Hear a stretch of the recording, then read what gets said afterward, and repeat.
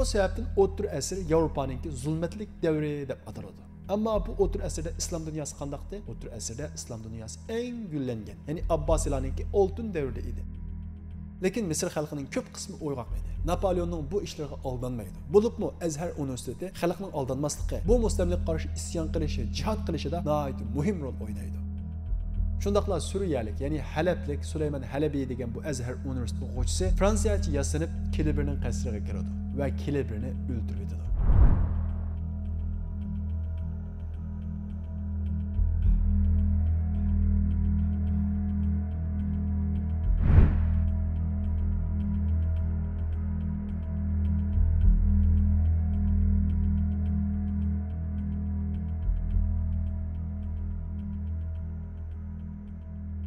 Biz ilgirki dersimizde sözləb ötkünümüzdək, miladiya 1774-cü ili Sultan 1. Abdülhamid xan Osmanlıların 27-ci sultanı, İslamның 106-cı xəlifəsi degan nom bilan taxtga chiqadi. U boshqa sultonlarga o'xshash taxtga chiqqucha sulaqda edi. U taxtga chiqqandan keyin Rossiya dengiz floti Bulg'ariyaninki Varna shahrini muhosiraga kelib, Osmanlılarni muhosirada qo'yadi. Shundaqla Osmanlılarni Qaynarji shartnomasini imzolashga majburlaydi. Osmanlılar qo'shini amalsiz tarixdagi Qaynarji shartnomasini imzolaydi. Bu shartnomada Osmanlılar Qrimdan voz kechishga majbur bo'ladi. Shundaqla Rossiya İstanbuldagi ortodoks xristianlar uchun jamiyatlarni qurib beradigan, vaqti kelsa Rossiya İstanbuldagi xristianlarning ishiga aralasha oladigan, shundaq nurg'ulg'an imtiyozlarga ega bo'ladi. Amaliyotda bu Rossiyaning Osmanlılar davlatini ichidan parchalash uchun elib berilgan tunji qadamlarning birisi edi. Shartnomadagi eng muhim shartlarning birisi bo'lsa, Rossiyaninki Qor dengizida erkin harakat qila olishi edi. Bu Osmanlılar uchun nihoyat ziyonli shart edi. Natijada bu shartnomadan keyin Rossiya Qor dengizida erkin harakat qilib, Qrimga maxfiy holda 70 mingga yaqin askarlarni to'playdi. Buni bilib qolgan Osmanlılar Rossiyaga noroziligini bildirdi. Lekin Rossiya bunga parvo qilmay askarlarni tushib berdi. Shunday qilib Qrim Rossiyaning bir viloyatiga aylandi. Demak, Sultan 1. Abdülhamid xon davrida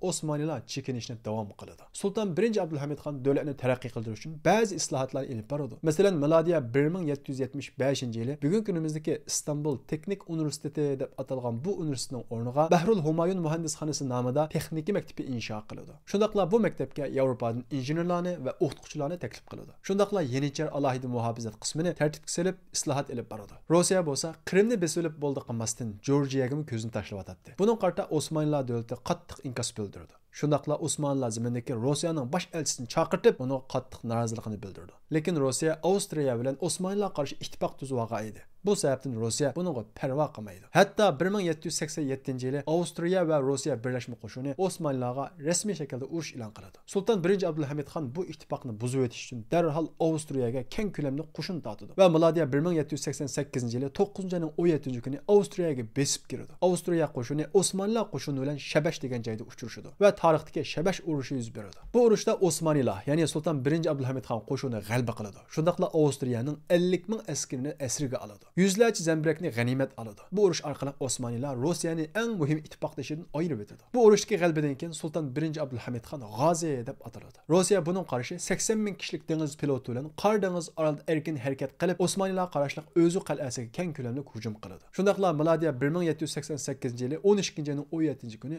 o'zi qal'asiga besib kiradi va qal'a ichidagi 25 ming musulmonning hammasini qirib o'ldiradi. Bu xabar Sultan 1. Abdülhamid yetgandan keyin nihoyat qayg'uradi. Hasratlanib, hatto kasal bo'lib, urun tutib yetib qoladi. Va shu kasaldan saqlanmay, milodiya 1789-yili 4-oyda 64 yoshida vafot topadi. Undan keyin Sultan 1. Abdülhamid xonning o'rniga 3-Selim Osmanlılarning 28-sultani, musulmonlarning 107-xalifasi deb taxtga chiqadi. Sultan 3-Selim taxtga chiqqan vaqtda Rossiya ana shunda hujum qilayotgan, bir tarafdan Avstriya hujum qilib Belgradni egallab olgan edi. Bu sababdan İstanbulda xalq orasida namoyishlar qo'zg'alib, bosh yetakchi bo'lgan Sadr Azamni amaldan qoldirasson deb mushundaq isyonlar ko'tarilgan edi. Osmanlılar davlati mana shunda qalaymaqanchiq ishiga patqan vaqtida Fransiyada dunyo xarakterlik bir hodisa yuz berib, Osmanlılarga bir nafas eliverish fursati berdi. O bo'lsa Fransiya inqilobi. Fransiya inqilobi Yevropa tarixida emas, biz uchun nihoyat muhim. Chunki Fransiya inqilobi Osmanlılarningki keyingi ilmoniylashish, ya'ni sekularlashishga nihoyat cho'ng ta'sir ko'rsatgan. Undan boshqa Fransiya inqilobi qo'zg'algandan keyin Avstriya darhol qo'shinni Osmanlılar ziminidan chekindirgan. Chunki Fransiya inqilobi mening tuproqimni kengayib ketmasin, mening podshohligimni o'rib olmasin deb Osmanlılar bilan kelishim tuzib, ya'ni tinchlik kelishimi tuzib, keyiniga chekingan. Bu sababdan Osmanlılar nafas eliverish fursatiga ega bo'lgan. Fransiya inqilobi biz musulmonlar uchun uni to'g'ri tushunish nihoyat muhim biz yuqorida o'tganimizdek. Shuning uchun biz Fransiya inqilobi haqida qisqacha to'xtalib o'tamiz. Biz ilgirki darsimizda Xristian dunyosiningki Sharqiy Rim imperiyasi va G'arbiy Rim imperiyasi deb ikkiga parchalanib ketganligini qisqacha so'zlab o'tdik. Milodiya 476-yilga kelgan vaqtida, ya'ni biz biroz keynigandik, G'arbiy Rim imperiyasidagi davlatlarmi parchalanib, parcha-parcha feodal podshohlik davlatlari shakllangan. Ammo Sharqiy Rim imperiyasi, ya'ni Bizantiya imperiyasi bo'lsa, bir butun holda imperiya shaklida saqlanib kelgan. Musulmonlarning asosliq tirkishi o'sha Sharqiy Rim imperiyasi, ya'ni Bizantiya imperiyasi bilan bo'lgan. Chunki musulmonlarning, ya'ni islom chegarasi Sharqiy Rim imperiyasidan nihoyat ko'p chegaralanadi. Hozirgi Fransiya, Germaniya, Avstriya bo'lsa, ana shu G'arbiy Rim imperiyasiga tava davlatlar edi. Ya'ni G'arbiy Rim imperiyasiga feodal podshohlik davlatlari edi. Bu feodal podshohlik davlatlarida 3 tabiqa bor edi. Birinchisi podshohlar va podshoh jamiyatidagi xon jamiyatidagi kishilar. Ikkinchisi bo'lsa papalar, ya'ni poplar. Üçüncüsü olsa Hristiyanlar. Padişahlar ve xon jamiyatidagilar ve shularning atrofidagi oq suyak, isil zotlar bo'lsa, eng yuqori turmushda yashaydi. Chunki feodal davlatda ziminlarning hammasi padişahga tava edi. Padişah xalqiga odamga suyruq qilsa, uning bo'ladi. Ammo xalq bo'lsa, ziminlarning hammasini teraydi. Nihoyat az bir qismini o'ziga olib qilib, qolgan oshliqlarning hammasini padişahga topshiradi. Ikkinchisi bo'lsa poplar. Poplarning nihoyat kuchli edi. Chunki poplar o'zgartirilgan xristian diniga e'tiqod qilgan bo'lg'achqa, kishilarga jannatning chekini sotadi. Kishilarning gunohini afu qilishni uni badalga kishilardan pul oladi. Har xil gaplar bilan kishilarni qo'rqitib, shaxsiy manfaat uchun pul to'playdi. Bu sababdan chirkovlarmi nihoyat kuchli edi. Hatto feodal davlatdagi podshohlarga besim solardi. Hatto eng kuchlangan davrlarda feodal davlatlardagi podshohlarni xohlagancha almashtirib oladi. Ya'ni G'arbiy Rim imperiyasida bu feodal davlatlarda papaning kuchi nihoyat kuchli edi. Shunga biz ilgirki darsimizda so'zlab o'tgan muqaddas urush safarbarliklarini, ya'ni krist urushlarining hammasini papa boshlamchilik qilib qo'zg'aydi. Ammo xalq bo'lsa faqirchilik ichida yashaydi. Lekin papalar bu faqirchilikni bu Odam alayhissalomning o'tkazgan gunohi sababli deb mana mushundaq diniy sabab ko'rsatib kishilarni aldaydi. Lekin bu vaqtning o'tishiga ergishib, kishilarda din qarta nafrat va o'chmanlik paydo qiladi. Va shundaqla keyin maydonga kelishga boshlagan ba'zi aqliy izlanishlar, ba'zi tadqiqotlar ularning kitobidagi ma'lumotlarga zid bo'lib qolganligi uchun kim yangi bir narsa izlanib tadqiqot qilib o'ttirib qo'ysa, uni o'ldirib o'tgan. Masalan, filosof Giordano tunji qadim yer sharining yumaloq ekanligini o'ttirib qo'ygan.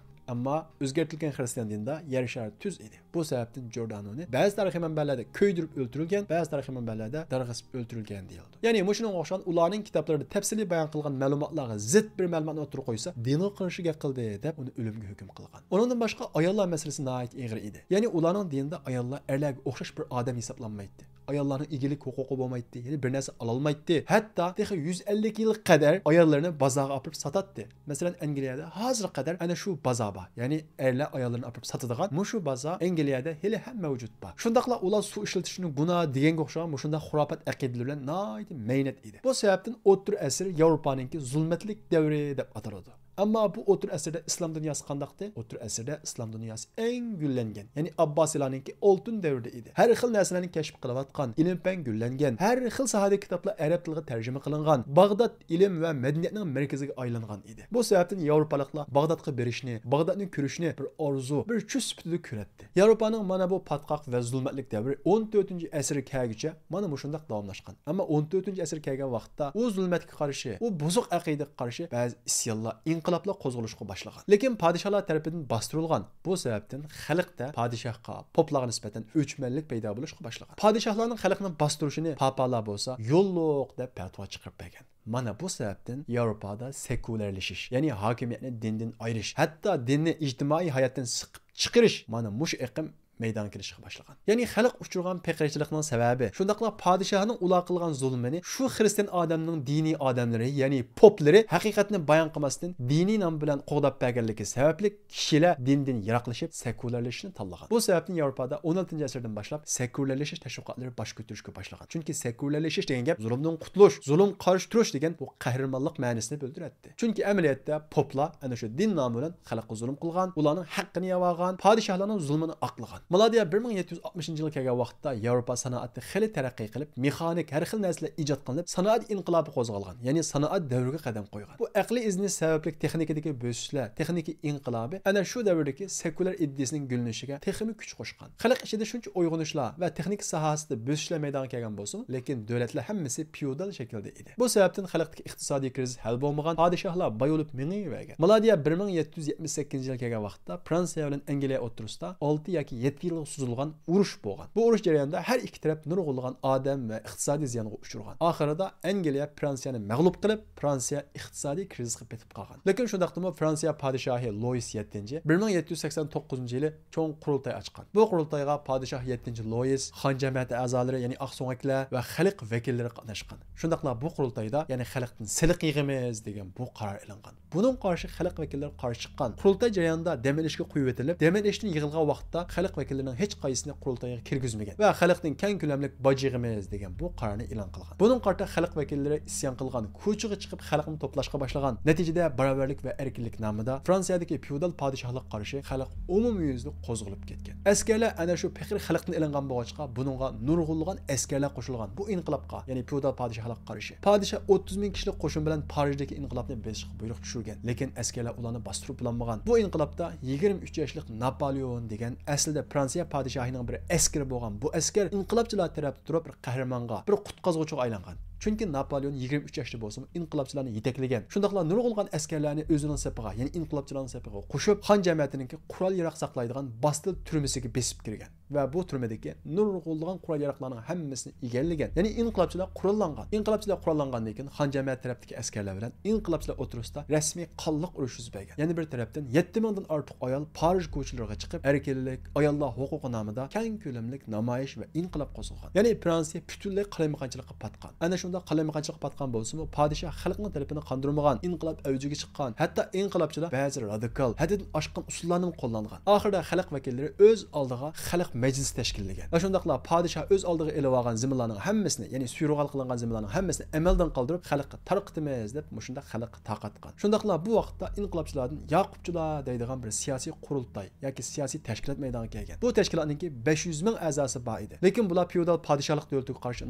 radikal usullarni qo'llangan. Bu sababdan bular solchilar deb atalgan. Yana birisi bo'lsa, xalq majlisini tashkillagan xalq vakillari edi. Bular o'ngchilar edi. 1791-yil kelgan vaqtda inqilob rasmiy avjiga chiqdi. Podshoh bo'lsa askarlarning hammasini to'plab, inqilobchilarni bostirishga buyruq tushirib qo'yib, o'zi oltin, kumush, hamma boyliqlarni kiyimlarga besib Avstriyaga qochmoqchi bo'ldi. Lekin askarlar, cho'ng qo'mondonlar buni his qilib, Fransiya podshohini tutib olgan. Podshoh tutilgandan keyin 1792-yili rasmiy shaklda Fransiyada feodal podshohlik tuzumi amaldan qoldirilgan. Shundaqla o'ngchilar tarafidan, ya'ni ilgirki xalq vakillaridan tashkillangan bu o'ngchil inqilobchilar tarafidan birinchi qatimliq Fransiya Jumhuriyati e'lon qilingan. Avstriya podshohi buning qarshi darhol podshohni qo'yib, burunqi feodal podshohlikni asliga keltirish, agar unda qilmaydi ekan Fransiyaga qurolliq mudohala qilamiz deb tahdid solgan. Lekin Fransiya inqilobchilari Avstriyaning tahdidiga parvo qilmay, milodiya 1793-yili avgust oyida Fransiya podshohi 7 Louisning kallasini olgan. Shuningdek bilan Fransiyadagi feodal podshohlik davlati tarixga aylangan. Lekin Fransiyadagi qalamaqonchilik oxirlashmagan. Yangi hukumat ilgirki feodal podshohlar tarafida tug'an, shundaqla inqilobchilarni bostirishga yordam bergan kishilarni sotlaymiz deb yangidan mahkamalarni qurgan. Va shundaqla kishilarni surishtirish orqali 20 mingga yaqin odamning kallasini olgan. Bu kallasini olganlar ichida Yaqubchilarning ichidagi cho'ng rahbarlari bor edi. Bu sababdan inqilobchilar ichida ichki urush boshlanib ketdi. Natijada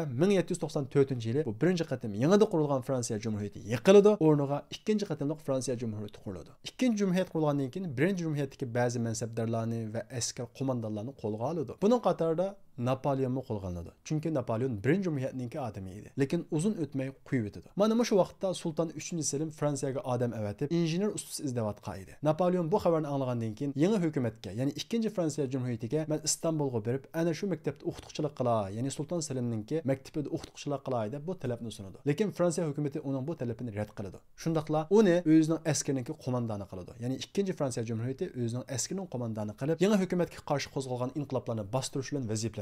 Napoleon yangi hukumatga qarshi qo'zg'algan namoyishlarni va isyonlarning hammasini bostirdi. Yangi hukumat Napoleonning qobiliyatini ko'rgandan keyin uni Italiya va Avstriya urushi orqali sirtqi urushga avatdi. Sirtqi mangan qo'shinlarning hammasiga Napoleon qo'mondonlik qilgan bo'lib, uning hammasini g'alaba qildi. Buning bilan Napoleonning nomi Fransiyaga tarqashga boshlaydi. Bu vaqtda uning yoshi 28 yoshda edi. U Yevropa dunyosida xuddi musulmonlar dunyosiningki Muhammad al-Fatih o'xshash Yevropaning Fatihi degan bu nom bilan atalishga boshlaydi. Fransiya uni oxirida o'zining eng chong dushmani va kushandisi bo'lgan Angliyaga qo'shin tortishga buyurdi. Lekin Napoleon yangi hukumatga talab sunib, biz bevosita Angliyaga hujum qilmay, eng avval Misrni egallab, Misrning dengiz yo'li orqali Hindistonga berib, Hindistondagi Angliyaning ta'sirini butunlay tozalab chiqarib, ularni ojizlashtirib bo'lgandan keyin Angliyaga qo'shin tortayli degan bu taklifni berdi. Uning bu strategiyasi yangi Fransiya hukumatiga nihoyat yoqdi-da. Maladiya 1798-yili 5-oyning 17-kuni qo'shin tayyorlab Napoleon boshchiligida Misrga yo'lga soldi. Bu vaqtda Misr Osmonlilarga qaragan bo'lsa-mu, lekin haqiqiy kuch Mamlukiy beglarida edi. Ya'ni shu yerning yerlik beglarining qo'llarida haqiqiy kuch bor edi. Napoleon askarlar bilan birga 120 dona olim va shu davrdagi filosof va mutafakkirlarni birga elib oladi. Va shundaqla matbaa zavodini kemalarga besib Misrga qarab yo'lga chiqadi. U Misrning tunjulib Iskandariya portiga hujum qiladi va bir qancha kun to'qnashgandan keyin Iskandariya porti va Iskandariya shahrining hammasini egallaydi. Ondan keyin Qohiraga hujum qiladi. Qohiradagi Mamlukiy beglar shunchalik tirishgan bo'lsa-mu, oxirida Napoleon Qohirani egallaydi. Napoleon Qohirani egallab bo'lgandan keyin o'zi bilan birga elib kelgan matbaa zavodini Misrda tunjulib quriydi. Bu islom dunyosida tunji qurilgan matbaa zavodi edi. Masalan, shu davrda demokratiya, liberalizm va shunga o'xshagan yangi ideyalarning hammasi chiqib bo'lgan. Mana shu matbaa zavodida shu fikrlarni yozish orqali musulmonlar orasida taqtidi. Bu yangi fikrlar orqali musulmonlarni xuddi keyinda qolgandek, bilimsiz qolgandek his qildirishga boshlaydi. Shundaqla islomdan yiroqlashtirish, g'arblashtirish tashviqotini elib berishga boshlaydi. Ya'ni Napoleon qattiq vosita bilan birga yumshoq vositani birga elib boradi. Shundaqla Napoleon Iskandariya va Qohirani egallab bo'lgandan keyin hech qanday yerda bulang-talang qilishga bo'lmaydi, masjidlarni chiqishga bo'lmaydi deb mushundaq buyruq tushirdi. Ondan keyin o'zi arablarga o'xshash uzun kiyim kiydi, salli kiydi, hatto juma kuni jumaga chiqadi. Hatto Misrdagi cho'ng olimdan 9 ni tashkillab,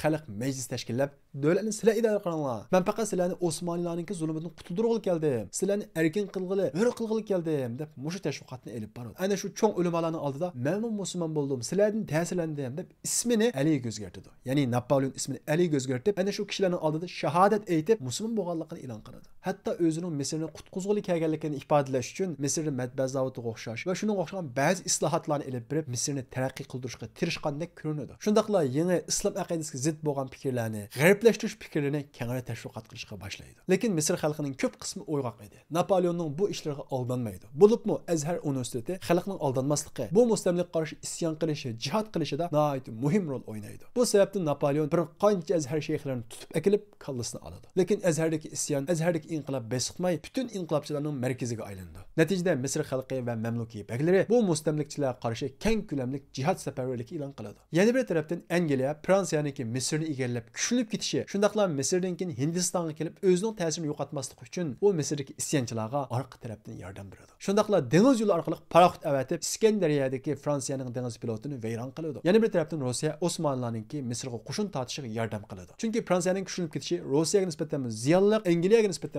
ziyonli edi. Bu sababdan Napoleonning Misrdagi mavjudligi Rossiya, Osmonlilar va Angliya va ichki isyon sababli har tarafdan xavfga va xirsga duch kelyotdi. Mana bu shunday har tarafdan kelgan tahdid va xirslar sababli Napoleon Sham taraf qarab yurish qiladi. Lekin Shamda Jazzar Ahmad Pasha nihoyat qattiq qarshi turadi. Napoleon Akka qal'asini echish uchun shunchalik tirishgan bo'lsa-mu, lekin ocholmay amalsiz Misrga chekinadi. Napoleon Misrga chekingan vaqtda Angliya dengiz piloti rasmiy qistab kelgan edi. Yana bir tarafdan Osmonlilar nurg'ulg'an qo'shinlarni Misrni qutqizish uchun avatgan edi. Yana bir tarafdan Fransiyada ichki urush patlagan edi. Bu sababdan Fransiya Napoleonni Parijga chaqirgan edi. Napoleon 1799-yili o'zining o'rniga Kilibirni qoldirib Parijga qaytdi. Napoleon qaytgandan keyin Angliya qo'shini, ichki isyon va yetib kelgan Osmonlar qo'shini Napoleonning qo'shiniga hujum qilib hammasini tarmar qildi. Shundaqla Suriyalik, ya'ni Halablik Süleyman Halabi degan bu Azhar universiteti o'quvchisi Fransiyacha yasanib Kilibirning qasriga kirdi va Kilibirni o'ldirib etdi. Orqama-orqa kelgan mag'lubiyatlar sababli milodiy 1800-yili Misrdagi Fransiya qo'shini amalsiz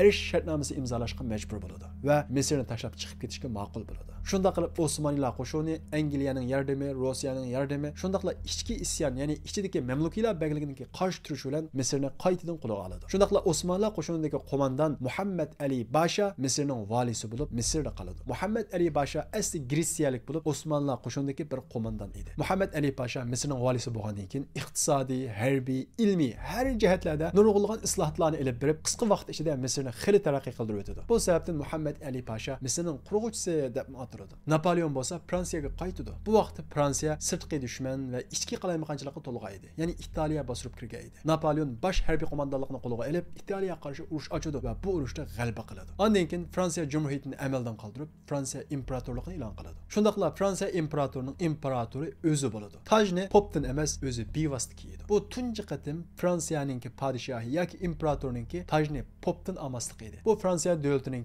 dindan, ya'ni xristian dindan tubdan ayrilganligi, sekularlashganligining ifodasi edi. Ya'ni Napoleon davridan boshlab, mushu Fransiya inqilobining g'alabasidan boshlab Fransiya tunji bo'lib dinni hokimiyatini butunlay tozalaydi, ya'ni yiroqlashtiradi. Chirkovni hokimiyatini yiroqlashtirgandan keyin Fransiyaning taraqqiyoti nihoyatda tezlashadi. Mana mushu tarixni o'qigan ziyoli chaqlar nima deydi? Fransiya dindan ayrilgandan keyin, ya'ni Chirkovni hokimiyatini yiroqlashtirgandan keyin ondan keyin haqiqiy taraqqiy qildi, hurlik, adolat barpo bo'ldi. Shuning uchun islom dunyosini taraqqiy qilish uchun dindan ayrilish kerak degan bu tashviqotni qiladi. Amaliyotda shu davrdami, ya'ni Osmonlar tuprog'idagi nurg'unlagan Yevropada o'qib kirgan kishilar mush tashviqotlarni qilgan. Shundaqla nurg'unlagan amaldalar, hatto sultonlarmi bu fikrning ta'siriga uchragan. Bu fikrning ta'siriga qanday uchradi? Biz keyingi darsimizda so'zlaymiz. Ko'pinchimiz biz hozirgi Turkiyani Mustafa Kemal sekularlashtirdi, ya'ni ilmonizmlashtirdi deb qaraymiz. Amaliyotda unda emas. Sekularlashish, ilmonizmlashish yoki laiklashish Osmonlar davrida, ya'ni Sultan 2. Mahmudning davrida boshlanib bo'lgan. Ya'ni mana shu Fransiya inqilobi g'alaba qilib, Fransiya Yevropa dunyosi taraqqiy qilib ketgandan keyin, Fransiyami chirkovni, ya'ni dindan yiroqlashib taraqqiy qildi. Osmonlarmi dindan yiroqlashgandan keyin, Yevropani butunlay do'rg'andan keyin, g'arblashgandan keyin, ondan keyin taraqqiy qila olmaymiz degan bu fikr hatto Misr valisi Muhammad Ali Pasha, nurg'ulg'an vazirlar, sultonlarga ta'sir qilgan. Natijada Misrning valisi Muhammad Ali Pashami men Yevropaga o'xshash Misrni taraqqiy qildirman deb atrofidan butunlay diniy odamlarning hammasini yiroqlashtirgan. Shundaqla atrofiga Fransiyada, Angliyada o'qib kirgan, ya'ni yot iddiy kishilarning hammasini to'plagan. Mana bu sababdan Misrda tunji bo'lib liberalizm, demokratiya, undan boshqa millatchilikka o'xshagan nurg'ulg'an yangi fikrlar, haqiqiy yangi fikr yoki yangi bilimga o'xshash bosh ko'tarishga boshlagan. Osmonlarningki mushu vaqtdagi ba'zi sultonlarmi biz g'ariblashmasak, yevropalashmasak taraqqiy qila olmaymiz degan bu fikr kelgan. Buning amaliy tarixiy faktini biz tuanda so'zlaymiz. Demak, Fransiya inqilobi hozirgi bugungi kunimizdagi bizlarga emas, shu davrdagi islom xalifaligi deb atalgan Osmonlar xalifaligiga va shundaqla Muhammad Ali Pasha va shuning o'xshagan davlat odamlariga mutlaq ta'sir ko'rsatgan. Dindan hokimiyatni yiroqlashtirmasak taraqqiy qilg'ili bo'lmaydi ekan, yangi sanoat davriga qadam qo'yg'ili bo'lmaydi ekan degan bu fikrga rasmiy ishongan. Amaliyotda bular o'zininki ilm o'rganishni farz qilgan, tunji qatim o'qu degan buyruq bilan tushgan bu dinni ilm o'rganishni cheklaydigan, ayollarni odam qatorida ko'maydigan, jannatning biletini sotadigan, o'zgartirilgan xato dinga qiyos qilib nurg'unlagan ziyonga uchragan. Amaliyotda ana shu davrdan tortib hozir qadar butun islom dunyosi deb atalgan musulmon davlatlarining hammasi dindan yiroqlashdi, lekin taraqqiy qildimi? Hech qaysi taraqqiy qilmadi. Ammo Yevropa dunyosi dindan yiroqlashgandan keyin taraqqiy qildi-ku, chunki ular xato dindan yiroqlashdi, taraqqiy qildi. Musulmonlar to'g'ri dindan yiroqlashdi, keyinda qoldi. Aksincha musulmonlar to'g'ri dinga yepishgan vaqtida Abbosiylar davridagi oltin davriga o'xshash nurg'ulg'an tuhfalarni, nurg'ulg'an ilm fanlarni dunyoga taqatgan. Osmonlarning keyingi davri buning texmi tirik shohidi bo'la oladi. Yuqori deganimizdek Fransiya inqilobi shu davrdagi Osmonlar sultonlariga ta'sir ko'rsatgan. Masalan, mushu davrdagi, ya'ni Fransiya inqilobiga shohid bo'lgan Sultan 3-Selim yangi nizom qo'shinini e'lon qiladi va Fransiyadan qo'mondan taklif kelib Osmonlar qo'shinining kiyimini almashtiradi. Ya'ni kiyimini xuddi Fransiyalikka o'xshash qiladi va Yenichar qo'shinini amaldan qoldirmoqchi bo'ladi. Buni Yenichar qo'shini esqib qoladi. Natijada milodiya 1807-yili Yenichar qo'shinining qo'mondonlaridan birisi bo'lgan Kabakchi Mustafa Sultan 3-Selimning taxt varisi bo'lgan 4-Mustafa bilan birlashib saroyini bosadi va Sultan 3-Selimni taxtdan tushib, uning o'rniga 4-Mustafani chiqaradi. 4-Mustafa bo'lsa nihoyat ilmsiz, jahil, savotsiz kishi edi. Hatto uning ismini joyida yozolmaydiganligi tarix kitoblarida tilga olinadi. U ana shunday jahillik bilan Yenichar qo'shinining qo'lidagi bir o'yinchoqqa o'xshab qoladi. Yenichar qo'shini bo'lsa tapdan chiqib kishilarni bulaydigan shunday qaroqchiga o'xshab ketadi. Shuning uchun Sultan 4-Mustafaning davri Osmoniylarningki qabohatlik davri hisoblandi. Sultan 4-Mustafa taxtdan tushirayotgan tag'isi 3-Selimni va keyingi izbosari bo'lgan Mahmud 2-ni o'ldirib o'tmoqchi bo'ladi. Va shundaqla Sultan 3-Selimni o'ldirib o'tadi. Buni bilib qolgan Mahmud 2 saroydan qochadi. Mahmud 2 saroydan qochgan vaqtda Amaldor Pasha 15 ming kishilik muhofazachi qo'shin bilan uni qo'g'daydi va uning boshlamchiligida saroyga besib kirib, Sultan 4-Mustafani tutadi va uni zindonga tashlaydi. Va uning atrofidagi, uning bilan birlashgan Yenichar qo'shindan 33 kishining kallasini olib saroyga asadi. Shunda qilib Sultan 4-Mustafa 14 oy taxt turgandan keyin milodiya 1808-yili zindonga tashlanadi. Uning o'rniga 2-Mahmud sulton bo'ladi. 2-Mahmudni qutuldirgan Amaldor Pasha bo'lsa Sadr Azam, ya'ni bosh vazir bo'ladi. 2-Mahmud bo'lsa ana shu biz yuqorida o'tgan Fransiya inqilobining ta'siriga nihoyat ko'p uchragan, biz Osmonlarni taraqqiy qildirish uchun g'arbda nim bo'lsin o'rganmasak bo'lmaydi degan bu fikrni o'ttirib qo'ygan kishi edi. Bu sababdan Sultan 2-Mahmud taxtga chiqqandan keyin g'arbda nim bo'lsin o'rganishimiz kerak degan bu to'lqin qo'zg'aldi-da, Osmonlar davlatida ajoyib o'zgarishlar bo'ladi. Bu sebepten Sultan II. Mahmud Osmanlılar Sultanı içindeki Mustafa Kemal nusxası deb ataladi. Şundaqla ba'zilar Kapır Sultan deb ataydı. Yana ba'zilar bo'lsa Aqartquch Sultan deb ataydi. Sultan II. Mahmud rastla Kapır Sultanmı? Nima sebepten undaq deb ataldi va yoki Aqartquch Sultanmı? Biz buni keyingi darsimizda tafsiliy so'zlashamiz. Izlar bisib üzülmedi bu karvan,